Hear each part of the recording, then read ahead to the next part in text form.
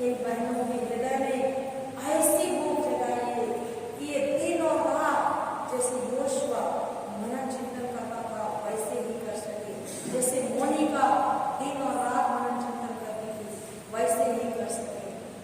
यही कृपा और यही चीज मेरे मुख से करवाइए और प्रार्थना ईश्वर मैं आपको अपनी वाणी समर्पित करती हूँ। इन सारी प्रार्थनाओं को यीशु के नाम से करते हैं, आमीन।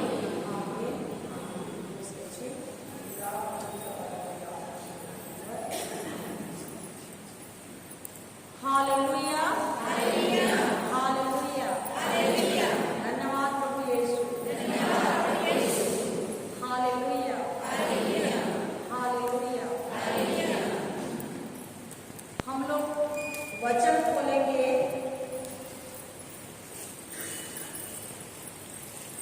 योशुआ का ग्रंथ, योशुआ का ग्रंथ अध्याय 18 पद संख्या 2 और 3।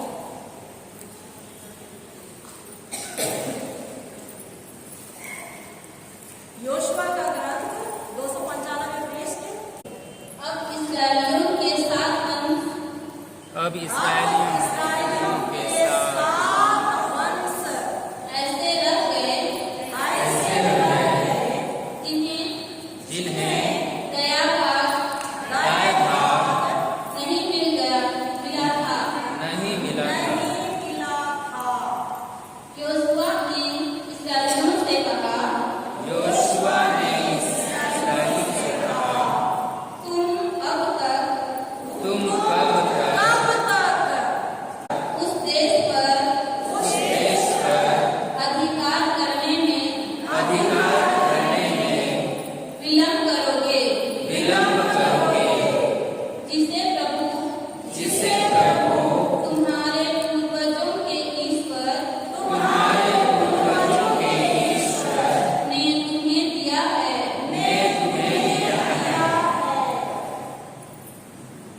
यहाँ पर हम अभी पुराने विधान का वचन खोले।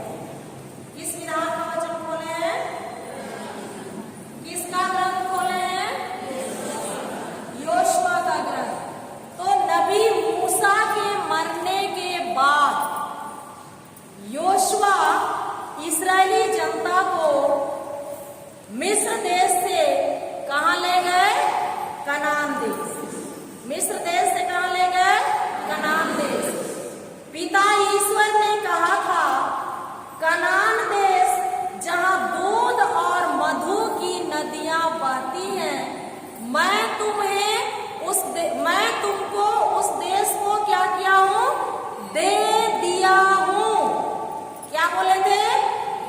दे दिया हूं। जाकर उस देश में तुम क्या करो?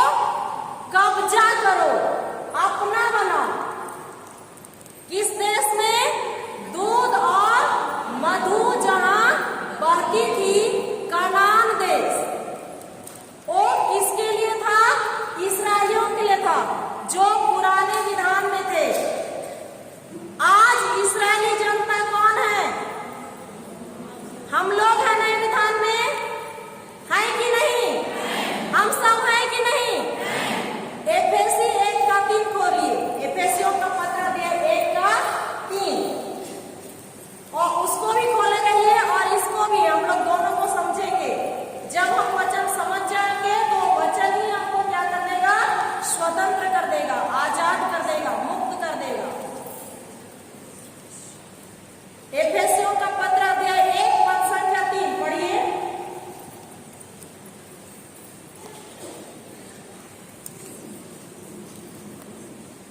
हालेलुया, हालेलुया, हालेलुया, हालेलुया, हालेलुया। धीरे धीरे धीरे। धन्य है हमारे प्रभु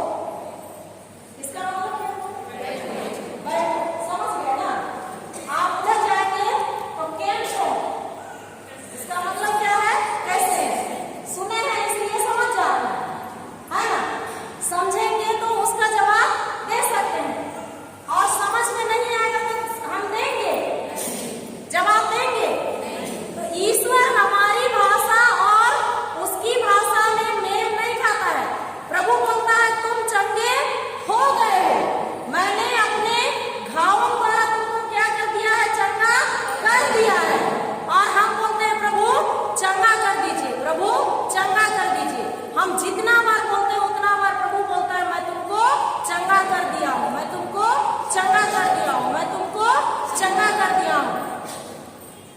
हालेलुया, हालेलुया। तो यहाँ पर ये जो वचन है, ये जो वचन है, आज कितने लोग बाइबल लेके आए हैं? उठाइए बाइबल, उठाइए। जो नहीं लाए हैं उनके घर में है कि नहीं है?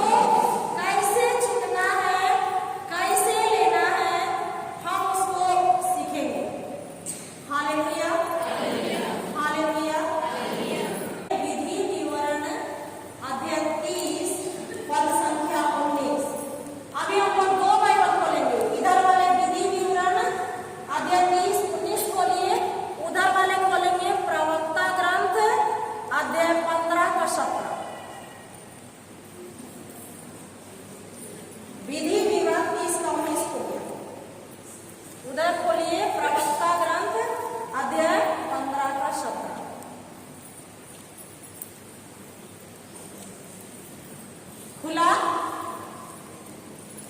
हालेलुया। विधि विवरण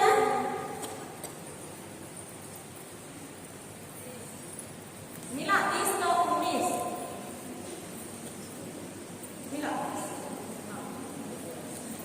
प्रवक्ता नाम मिला। चलिए विधि विवरण से पहले पढ़िए 30:19। मैं आज बोलिए मैं आज तुम लोगों के विरुद्ध विरुद्ध स्वर्ग और पृथ्वी को साक्षी मानता हूँ। को साक्षी बनाता मैं तुम्हारे सामने जीवन और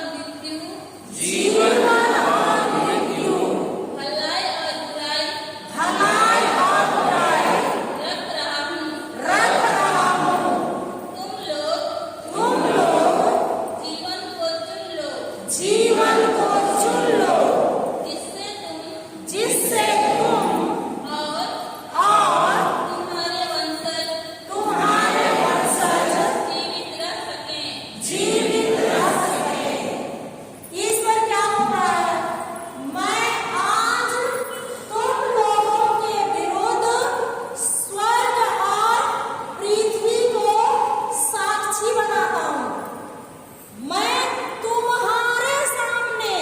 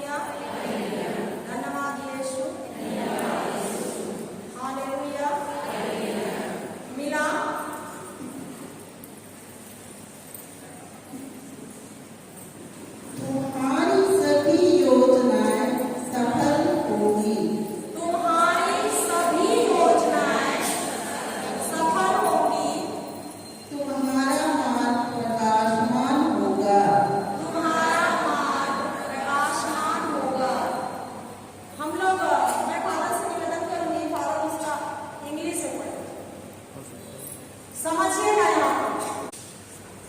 आयु 22 का 28।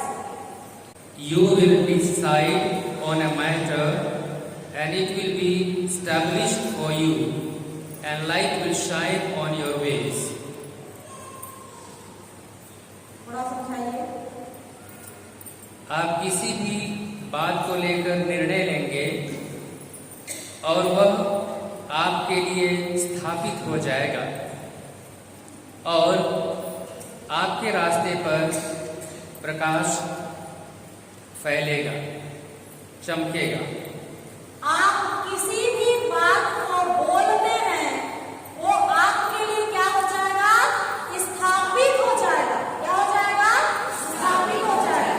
तो कुछ भी योजना हम बनाते हैं और उसको मुझसे बोलते हैं, वो आत्मिक जगत में ये जो दिखने वाली दुनिया है, इस दुनिया से ऊपर एक आत्मिक दुनिया है। क्या दुनिया है? आत्मिक दुनिया है। और उसी आत्मिक दुनिया में हमारे लिए सब कुछ दे दिया गया है। और उस आत्मिक दुनिया में जब हम बोलते हैं तो वो क्या हो जाता है? स्थापित हो जाता है। जादू टोना तंत्र मंत्र करने वाले क्या करते हैं? शब्द भेजते हैं। क्या करते हैं? शब्द भेजते हैं और वही शब्द स्थापित हो जाता है और हम लोग आराम से सोते रहते हैं। हम ईश्वर का शब्द को उनके विरुद्ध में नहीं भेजते हैं, इसलिए वो तीर हमारे पास आता है, हम उसको ग्रहण करते रहते हैं। तो हम जो शब्द बोलते हैं, जो शब्द भेजते हैं, वो आत्मिक दुनिया में स्थापित हो जाता है। और आत्मिक दुनिया में एक बड़ा सा चक्का है। एक बड़ा सा क्या है? चक्का है। और वो जो चक्का, वो चक्का स्थिर है। जब हम अपने मुंह से जीवन के शब्द बोलते हैं बार बार, तो वो चक्का धीरे धीरे गति पकड़ता है और घूमने लगता है। इसी तरह जब हम मृत्यु के शब्द बोलते हैं, बार बार मृत्यु के शब्द बोलते हैं, तो वो चक्का क्या करता है? गति पकड़ता है और वो घूमने लगता है। तो जीवन और मृत्यु कहाँ है? हमारे जीव के वश में। हम जो बोलते हैं वो आत्मिक दुनिया में क्या हो जाता है? स्थापित हो जाता है। अब हम देखेंगे ईसाया का ग्रंथ, बोलिए 57, 18 और 19। 18 और 19। मैंने उसका आचरण देखा, मैंने उसका आचरण देखा, अब मैं उसे अब मैं उसे स्वास्थ्य प्रदान करूंगा स्वास्थ्य प्रदान करूंगा और उसका और उसका पथ प्रदर्शन कर पथ प्रदर्शन कर उसे सांत्वना दूंगा। उसे सांत्वना दूंगा। रुकिए। जैसे हम लोग का बाइबल में यहाँ पर हिंदी अनुवाद में छूट गया है, इंग्लिश में अच्छे से दिया हुआ है। इसमें बोलता है, मैं तुम्हारे होठों के फल का सृजनहार हूँ। हमारे होठों के फल का सृजनहार कौन है? ईश्वर। हम जो बोलते हैं उसको क्या कर देते हैं? सृजन कर देते हैं, बना देते हैं, उत्पन्न कर देते हैं। यदि हम बुरा शब्द बोल रहे हैं तो बुरा शब्द को ही सृजन कर देते हैं, क्योंकि ईश्वर नहीं बोला है कि मैं तुम्हारे बुरे शब्द का सृजन नहीं करूंगा। यहाँ बोल रहा है तुम अपने मुंह से, अपने जीभ से जो बोलोगे उसका मैं क्या हूँ? सृजनहार हूँ, बनाने वाला हूँ, क्रिएट करने वाला हूँ। तो फादर जी आप 18 वचन पढ़िए इंग्लिश में। I have seen their ways, but I will heal them. I will lead them and repay them with comfort, creating for their mourners the fruit of the lips. आखिरी line को समझाइए, जहाँ पर लिखा है क्रिएटिंग फॉर देयर, उसको समझा दीजिए। तो हमारी होठों का फल के विषय में यहाँ बतला रहा है, जो कि हिंदी ट्रांसलेशन में छूटा है, होठों का फल। समझ रहे हैं ना? इसमें हिंदी में छूट गया, इसमें हम लोग पढ़ते हैं तो समझ में नहीं आता। इंग्लिश बाइबल में है। इंग्लिश बाइबल में है।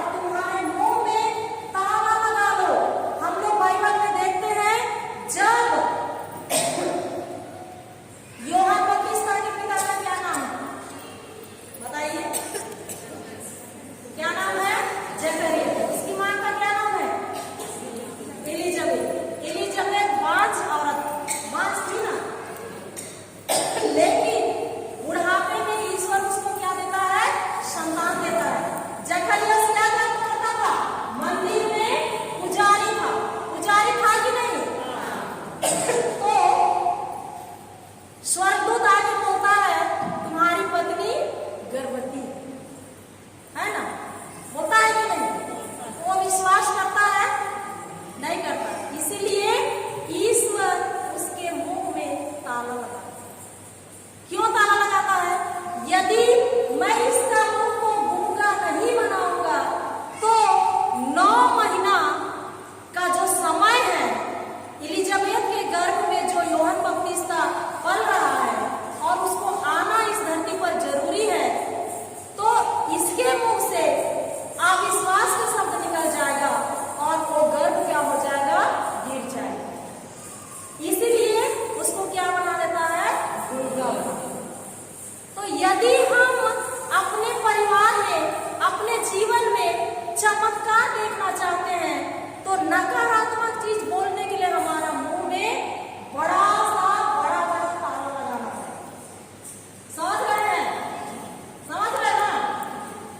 हालेलुया। उधर पीछे का समझ में आ रहा है? सब चमत्कार देखना चाहते हैं, अपने बच्चों को अच्छा देखना चाहते हैं, अपने परिवार को अच्छा देखना चाहते हैं। तो जैसे इस्राएली लोग मिस्र देश से कनान देश गए, मात्र 11 दिन का रास्ता। कितना दिन का रास्ता था? क्यों 40 साल लगा? क्यों 40 साल लगा? हम लोग पढ़ते हैं, कभी आप विचार किए हैं? मात्र 11 दिन का रास्ता, उनको कितना साल लगा? 40 साल लगा। क्यों लगा? जैसे ही उन लोग राजा फिरौन के पास से निकलते हैं, रास्ते में क्या होते हैं? मूसा के विरुद्ध गुनगुनाते हैं, कुड़कुड़ाते हैं। इतनी बड़ी बड़ी चमत्कार कार्य देख रहे हैं कि नहीं? लाल समुद्र जहां असंभव था और वहां पर ईश्वर क्या बोलता है मूसा को, तुम अपने डंडे को क्या करो? डंडे से मारो और पानी दीवार बनकर खड़ी हो जाती है। सूखे पान हम लोग पार होते हैं कि नहीं? पार होने के बाद जब सिनाई पर्वत पहुंचते हैं, वहां मूसा जब जाता है ऊपर में ईश्वर से बातचीत करने के लिए, उसके नीचे उतरने तक सारे लोग अपना कान का, सोना का, हाथ का, गले का निकाले और पूरा जमा किया और बछड़ा बना के नाच नाच के उसकी पूजा कर रहे हैं कि नहीं? कुड़कुड़ा रहे हैं कि नहीं? गुनगुना रहे हैं कि नहीं? ईश्वर से दूर भटक रहे हैं कि नहीं? और क्या किए उन लोग? पूरे रास्ते में कभी भी मूसा के निर्देश में लोग संतुष्ट नहीं थे। ईश्वर से जो भी बात करता था और उनको बताता था, थोड़ा सा भी रोटी नहीं मिलता था, मांस नहीं मिलता था, पानी नहीं मिलता था, तुरंत कहते थे इससे अच्छा तो हम राजा फिरौन के पास ही थे, कहते थे ना। इसीलिए उनको जो 11 दिन का रास्ता है वो कितना साल लगा? 40 साल। जो हमारा जो चमत्कार है इतना में खड़ा है, लेकिन हमारे कुड़कुड़ाने के कारण, हमारे गुनगुनाने के कारण, हमारे गुस्सा करने के कारण, हमारे क्षमा नहीं करने के कारण वो दीवार बनकर खड़ा है, वो चमत्कार हमारे तक नहीं है। तो आज विचार करना है हम प्रत्येक जन को कि मैं उस चमत्कार को लेना चाहती हूँ, तो मुझको सबको क्या करना है? क्षमा करना।